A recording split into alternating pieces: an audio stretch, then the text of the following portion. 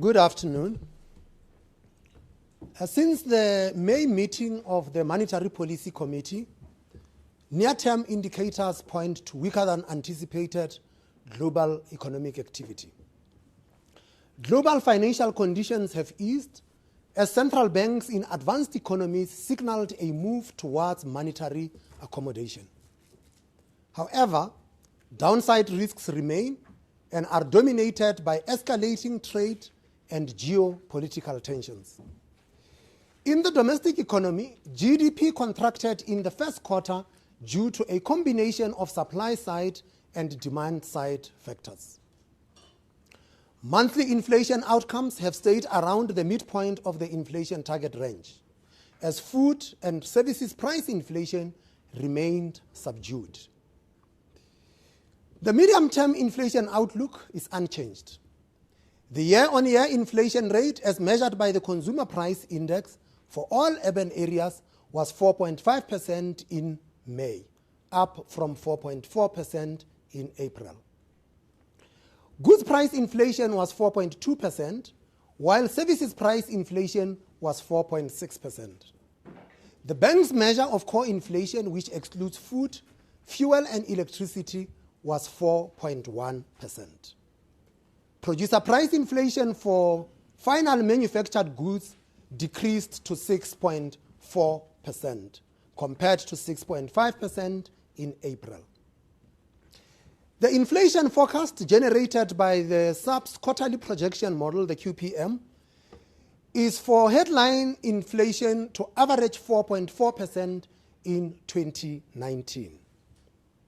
The projections for 2020 and 2021 remain unchanged at 5.1% and 4.6% respectively. Headline CPI inflation is expected to peak at 5.4% in the first quarter of 2020 and settle at 4.5% in the last two quarters of 2021. The forecast for core inflation is lower at 4.4% in 2019 and 4.7% in 2020, and is unchanged at 4.5% in 2021. Electricity, food, and fuel price inflation have shaped the trend in headline inflation.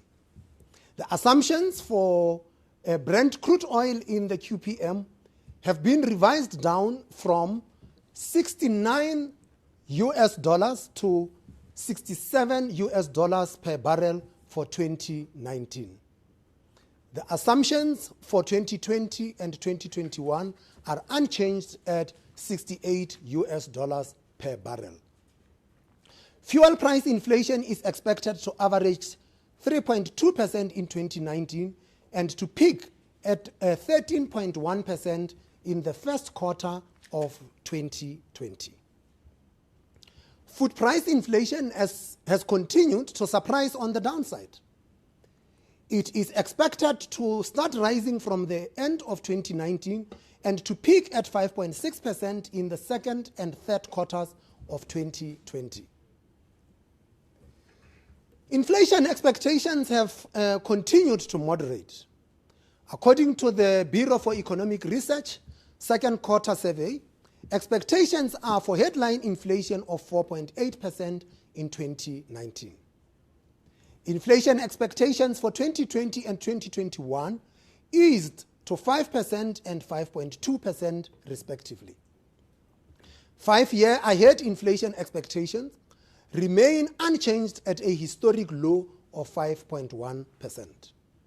The inflation expectations of market analysts in the July 2019 Reuters Econometer survey have been revised lower to 4.5% in 2019 and 5% in 2020 and remain unchanged at 5% for 2021. Market-based expectations implicit in the break-even inflation rate have declined significantly since our last meeting, reflecting a firmer exchange rate and subdued domestic and global inflation pressures. 5-year break-even rates decreased to 4.5% and 10-year break-even rates decreased to 5.3%, the lowest level since January 2015.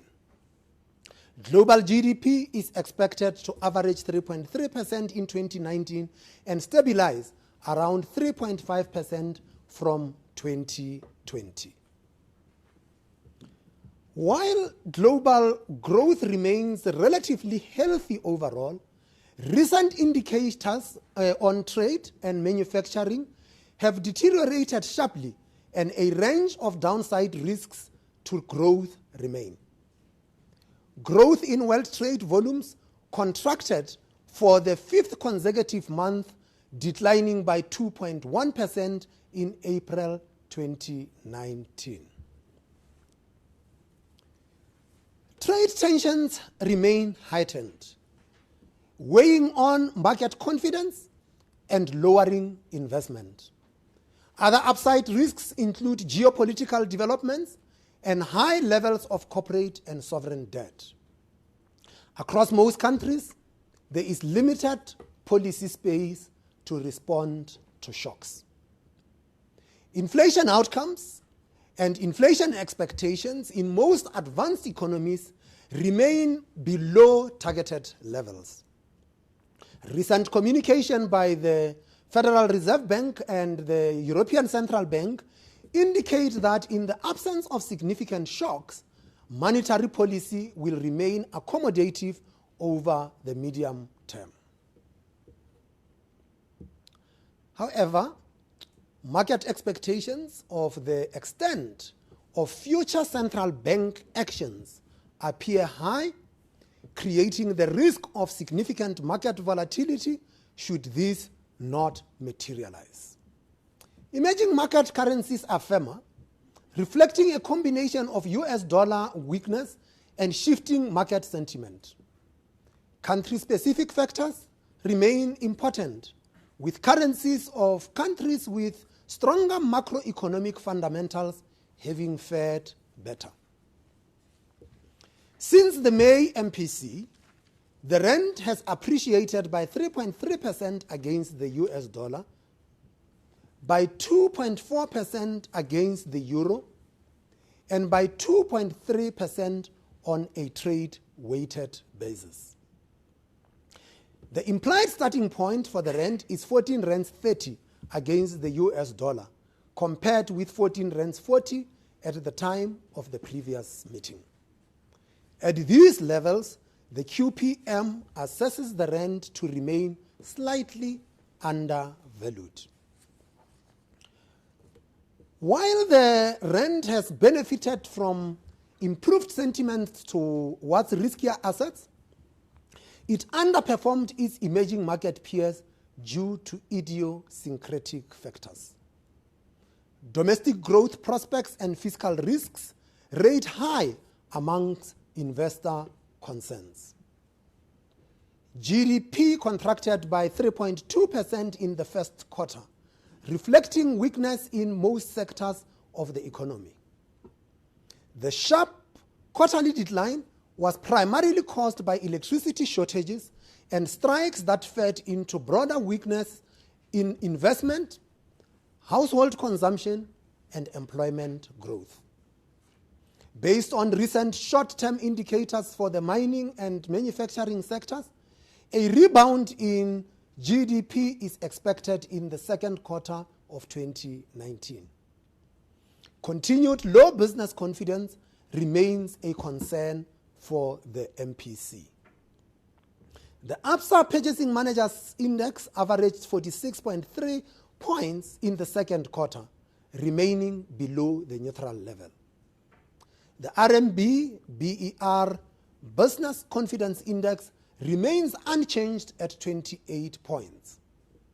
The SAP's composite leading business indicator continued to trend lower. The SAP now expects growth for 2019 to average 0.6%. The forecast for 2020 and 2021 is unchanged at 1.8% and 2% respectively. The MPC assesses the risks to the growth forecast to be balanced in the near term, but remains concerned about longer-term risks. Investment prospects will continue to be limited in the absence of structural reforms. The escalation of trade tensions could have further negative impacts. While some cyclical factors constrained recent GDP growth outcomes, the committee remains of the view that current challenges facing the economy are primarily structural in nature and cannot be resolved by monetary policy alone. The implementation of prudent macroeconomic policies, together with structural reforms that raise potential growth and lower the cost structure of the economy, remains urgent. The MPC welcomes the continued downward trend in recent inflation outcomes and the moderation in inflation expectations of about 1 percentage point since 2016. The committee would like to see inflation remain close to the midpoint of the inflation target range on a more sustained basis, with inflation expectations also anchored around these levels. The overall risks to the inflation outlook are assessed to be largely balanced. Demand-side pressures are subdued. Wages and rental prices are expected to increase at moderate rates, and global inflation should remain low. In the absence of shocks, relative exchange rate stability is expected to continue. However, the impact of upside risks to the inflation outlook could be significant. Global financial conditions can abruptly tighten due to small shifts in inflation outlooks in advanced economies and changing market sentiment. Domestically, the financing needs of state-owned enterprises could place further upward pressure on the currency and long-term market interest rates for all borrowers. Food, electricity, and water prices also remain important risks to the inflation outlook. Against this backdrop, the MPC unanimously decided to reduce the repurchase rate by 25 basis points to 6.5% per annum with effect from 19 July 2019. Monetary policy actions will continue to focus on anchoring inflation expectations near the midpoint of the inflation target range in the interest of balanced and sustainable growth. In this persistently uncertain environment, future policy decisions will continue to be highly data dependent, sensitive to the assessment of the balance of risks to the outlook, and will seek to look through temporary price shocks. The implied path of policy rates generated by the quarterly projection model was for a one cut of 25 basis points to the repo rate by the end of the fourth quarter of 2019. The endogenous interest rate path is built into the growth and inflation forecast. The implied path remains a broad policy guide which could change in either direction from meeting to meeting in response to new developments and changing risks. This concludes our statement, and at this stage, I would like to invite you to pose any questions that you might have, and I will make sure that my esteemed panel here responds to your questions.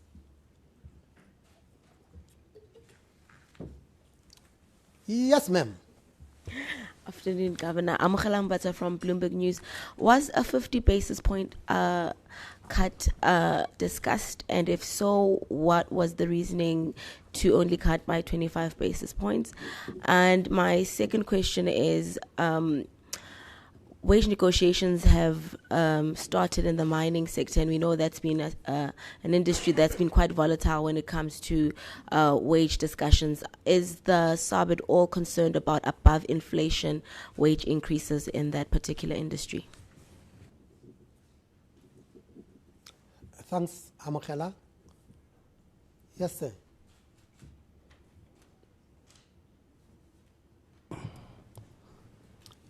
Good day.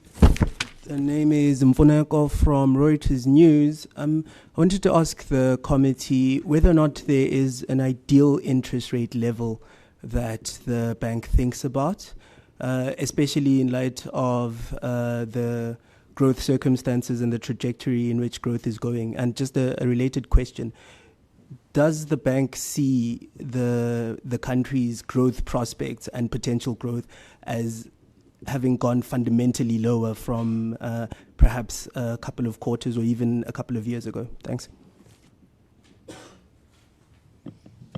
Is that it? Okay. Amokela, the discussion was whether to cut by 25 basis points or to keep rates the same. And after much deliberation, we decided that the correct thing to do is to cut by 25 basis points. There was no discussion of a 50 basis point cut. Wage negotiations and settlements, we always got concerned about wage settlements that are above or outside of the inflation target. Whether they are in one industry or the other, it is a general concern, so we will not isolate a particular industry. Ideally, wages increases should be anchored closer to the midpoint, and to the extent that wages rise faster than inflation and they are compensated by a rise in productivity, that is okay. So if you get wage increases of 10% and productivity is growing by 12 or 15%, it's okay. That can't be inflationary, because you get the benefits of productivity gains from that. But we know that we have not seen productivity growth of those kinds of magnitude. Mfuneko, is there an ideal interest rate level that the bank looks at or targets? We target inflation, not the interest rates. Interest rates are a tool to achieve price stability. And so the approach can't be that this is the ideal level of interest rates. That said, economists talk of what is a neutral real interest rate. And that neutral real interest rate is that interest rate at which inflation does not accelerate and the economy is growing at steady state. And so that would be the ideal, but we know that we are not at steady state. At the moment, we estimate the neutral real rate to be around 2%, and you must understand what is meant here. I said real, which means after taking account of inflation and country risk premia. So that is how we think about the interest rate. So you could see then, which then takes to your next question, that level of neutral real rate is influenced by what your potential growth is and how well you are performing with respect to inflation relative to the target that you have set for yourself. So you've got to consider all of those factors in arriving at that. It is not a static figure. That figure moves as country risk premium move and as your potential growth changes. So it gets affected. By those. Our potential growth rate has come down. You might recall that getting into the 2007, 2008, at that time, the estimates for potential growth in South Africa was between 4.3 and 4.6, depending on which methodology you use to estimate potential growth rate. Potential growth rate has since eroded significantly and is bubbling around the 1% mark at the moment. And it is important that you have raised that question, because that is the most important growth to actually look at, the potential growth rate. And the potential growth rate cannot be changed by cyclical policies. The potential growth rate gets changed by investment in the skills base of the country. It gets increased by an investment in the capital stock of the country, and so forth. And so that is what is important, the potential growth rate. This other growth that gets reported all the time, the actual growth outcomes have got to be measured to relative to what the potential growth rate of the economy is. So monetary policy and to some extent fiscal policy, which are basically cyclical policies, can affect actual growth around the cycles, but they will not change the long-term potential growth rate of the economy. That needs structural policy to change. Sir and Sir. Thank you, Governor. I'm John McCory from Bloomberg News. You said in your talk that there is a global downside risk from the high levels of sovereign and corporate debt, and that the ability, the policy space to respond to shocks is limited. What's the bank's assessment of the risk from the sovereign and corporate debt levels here in South Africa, and what's the assessment of South Africa's policy space to respond to such a risk? Lukanya. Hi, Governor. It's Lukanya Mnyanda here from Business Day. My memory might be failing me a bit, but I think I don't remember you talking about fiscal risks in such explicit ways before. So I'm just wondering if there's been any new developments that made you especially worried now on the fiscal space of things. And secondly, whether based on that you've had any views or any updated views on the risk of a potential downgrade, and if that were to come, what would be the impact on, whether you have a view on the impact there, therefore then on South African markets and therefore the inflation outlook.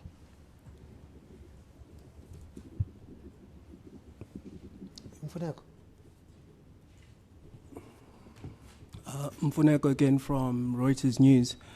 Just a follow-up. So you spoke about the real rate being at around 2%. When you looked at that real rate, did you consider it? I didn't say the real rate. I said real neutral rate. Real neutral rate, yes. Yes. Looking at that rate, and then did you consider that rate against the neutral rate of other emerging currencies, and consider whether or not investors might be comparing those kind of rates? And then the second question is, what exactly do you hope that 25 basis point cut? What kind of impact do you hope it will have in the short term, cyclical term that you spoke about? Thanks.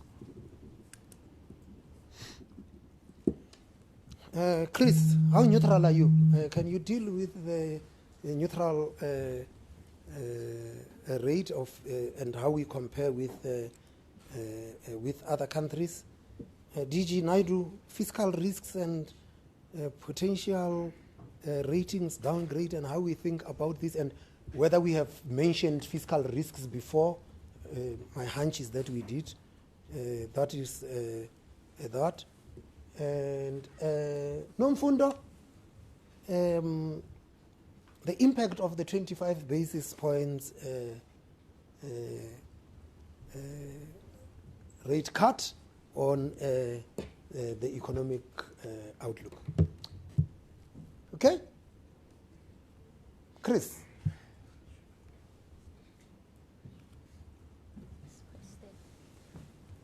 Thanks. Look, strictly speaking, we don't compare our neutral real rate to other emerging markets. We have done work in the past which has compared it. We've done a little bit of research on this. The finding tends to be the neutral real rates have fallen around the world, including for emerging markets and also for South Africa. But one has to be a bit cautious about how one interprets that, because emerging market economies are quite diverse, and so when you unpack a neutral real rate for any particular economy, its structure will play a big role there. So some economies that are highly exposed or highly dependent on commodity exports, like South Africa, will have a neutral real rate fall with commodity prices falling. But other emerging markets that are not very commodity dependent, for instance, will experience less of a decline in neutral real interest rates. So idiosyncratic domestic economy factors for each economy matter a lot for neutral real interest rates and how they compare. It's more true across advanced economies, the neutral real interest rates have come down across the board. And there are, again, a variety of factors that have contributed to that. Some of the big ones are demographics and lower investment, and obviously lower inflation. We do compare in the last monetary policy review our real rates relative to a range of emerging market real rates over time, it's somewhere near the end of the monetary policy review, and we sit right in the middle of the pack. There are a wide range of emerging markets that have much higher real interest rates than South Africa, and a few that have lower real interest rates. So we sit right around the median. Okay, Rashad, I have not forgotten about you. I just forgot to give you your question. Your question is going to be on the high levels of corporate and sovereign debt, and in our assessment, how does South Africa compare and whether it poses risks for us. But Naidu, shall you deal with the fiscal risks and potential downgrades? Thanks, Governor. Thanks, Lucanio. I'm sure we have mentioned fiscal risks before. Public sector borrowing puts pressure on the interest rate that the economy borrows at. Right? Public sector borrowing, because government is so large, because state-owned enterprises are so large, it does influence the price of capital in the market, and therefore is a significant determinant of what the interest rate for the person or business in the street is there, out there. So in that sense, we do take it into account. Significant additional public sector borrowing does have the risk to push up interest rates, long-term interest rates in particular, and that has an impact on the price of capital. And so in some ways, the monetary transmission mechanism is influenced by the level of debt and the level of the public deficit. That's not unique to South Africa, that's true for every country in the world. We don't make an explicit call about the level of debt or the level of the deficit, but we're merely pointing out that this is one of the risks that faces the capital markets. There is a risk of a downgrade, there's no doubt about it. It is not in our base scenario. We think that we are likely to have a stable ratings going forward. And hopefully in a year or two we can start to reverse some of the downward trends in ratings from some of the rating agencies that have taken us below the investment line. So I think if you take a 2 to 3 year view, there is as much risk of a downgrade as there is of an upgrade by one or two of the rating agencies. It's not in our base scenario that there will be a downgrade. It is a risk, though. Fundi? Thank you. So what is the impact of a 25 basis points cut to interest rates? So like a good economist, I'd have to say it depends on what else happens.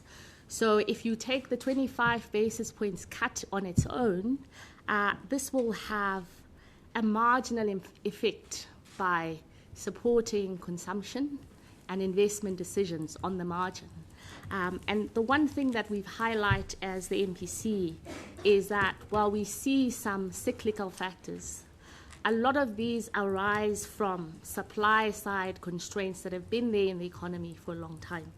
So policy uncertainty has been there for the last while. There have been concerns about various policy settings, and this has had an impact on business confidence, investment, and employment outcomes. So the way that this comes through is that you start to see household consumptions declining, and you start to see firms delaying their investment decisions. So to some extent, for our 25 basis points to have a significant impact, this must be complemented by other structural reforms that deal with these underlying issues in the economy. So when the governor was talking about improving the potential growth rate, we think that that's something that is quite important. But if you just take the impact of monetary policy alone, it will have a temporary effect that will fizzle out over time if it's not complemented by other measures. Thank you very much. One of the reasons why we flag corporate debt as a concern has to do partly with the fact that under easy financial conditions, if corporates are leveraging, that's one thing. But if conditions change, corporates could be in trouble. And I think where the major weak point is when you look at emerging markets. Many emerging markets have high corporate debt, particularly denominated in hard currency. That, fortunately, is not an issue in South Africa. Our non-financial corporates actually have reasonably healthy balance sheets. So that is kind of less of a risk for South Africa's non-financial corporate sector, but is a risk for many other corporate sectors. The one area that obviously is a big issue is that over the period of easy money, many emerging markets, South Africa included, accumulated a lot of debt, and the big question is, what happens when financial conditions tighten? And in this sense, we take a view that policy space is limited from the point of view that there's very little policy space if you take monetary policy and fiscal policy combined, and that if anything needs to be done to deal with some of the risk to debt, we've been saying ad nauseum that it has to be some other parts of the economy, structural reform, and so on. Thank you. Okay, just to add what Fundi was saying about the impact of the 25 basis point cut, bear in mind, Mfuneko, that the forecast that we have has embedded in it a 25 basis point cut in the fourth quarter of this year. What the decision achieved today was to bring that cut forward to today. So the forecast that we have presented has in it a cut that was going to take place in the fourth quarter of the year. So the question that we might then end up having to ask is, well, if that didn't materialize, what would have your growth forecast had been? And unfortunately, I do not have an answer for you for that one. I have an answer for you for what we said was going to happen. Any other questions here? Webcast. We have 4 questions, Governor, but one of which you and Fundi have covered already. The one question is from Guy Frost at Spectra. If the rand strengthens much more from here, will you or are you already starting to accumulate US dollars in reserves? And Standard Chartered, Razia Khan, which is the one you and Fundi have covered, are you concerned about the transmission of monetary policy that 25 basis points on its own might not achieve very much? Peter Montalto. Governor, in previous statements, you always mentioned that the stance of the monetary policy was broadly accommodative, but you have not mentioned it this time. What is the stance now after the cut? Dutch Bank, Danali Masaya. Governor, what then explains the rising neutral real rates when your potential growth estimates have now been revised lower this year and global neutral rates seem to be falling? I think we have answered neutral real rates, but Chris, you might want to do a rejoinder to deal with that other bit.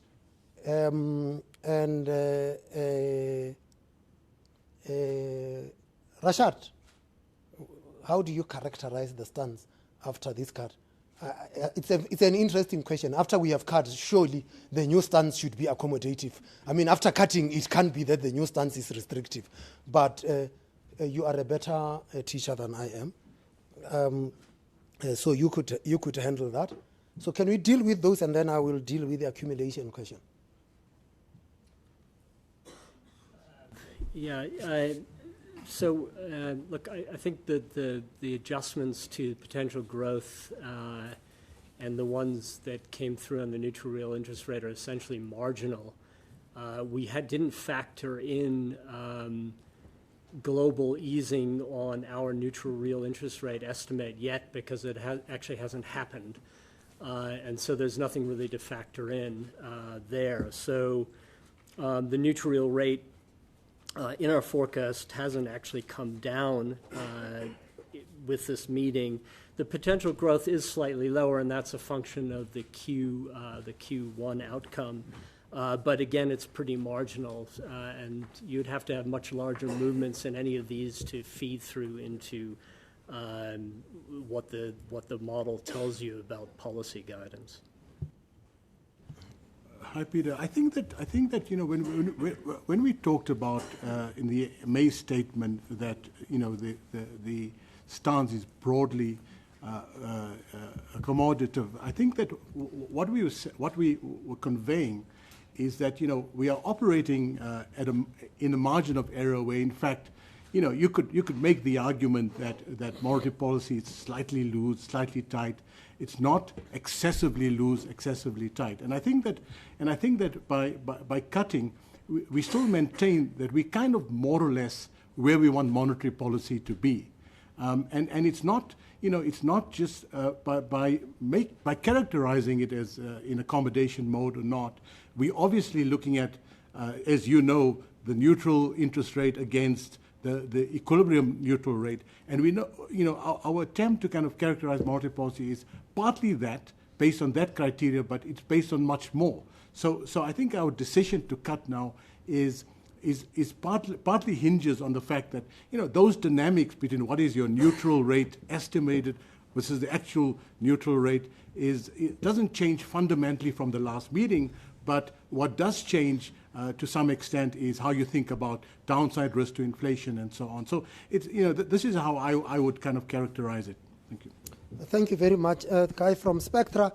The accumulation of reserves has got nothing to do with the level of the exchange rate. We have stated before that we will accumulate reserves to the extent that the country experiences lumpy inflows of capital. So if there is a big FDI transaction and which could result in a dislocation in domestic foreign exchange markets, we go into the market and we would trim off probably not all of it, but significant parts of that in order to build on the reserves. And that had been the practice. That is what we do. Because you see, if you say that the exchange rate is stronger, therefore I must go and accumulate reserves, you seem to suggest that you know what the correct market exchange rate should be. And I do not think that central banks are particularly good at deciding what the correct exchange rate should be. And when they tried to fix one, they had come out second best and became very costly for them. Are there any further questions? Lucanio, is that the last one? Yes, Lucanio is the last one. Hi, Governor. That's the last one. I just noticed that you have an empty chair there, and I was just wondering with the changes in the committee whether you're going to... There should be 2 empty chairs, actually. I'm just wondering if you're going to fill those up anytime soon, like in terms of expanding the MPC. It was a mistake. I told them not to put a chair there because there are 5 of us. No, the terms of reference of the MPC states that we can have up to 8 members. Traditionally, we had kept that number at 7. So we will find the other 2. Based on the fact that the governor and the deputy governors are by law part of the MPC, they are the ones who have to make interest rate decisions. The others have to be staff members of the bank, and that process is underway, and hopefully we will find people to fill those positions. Okay, thank you very much. That concludes the business of today. We'll see you in September.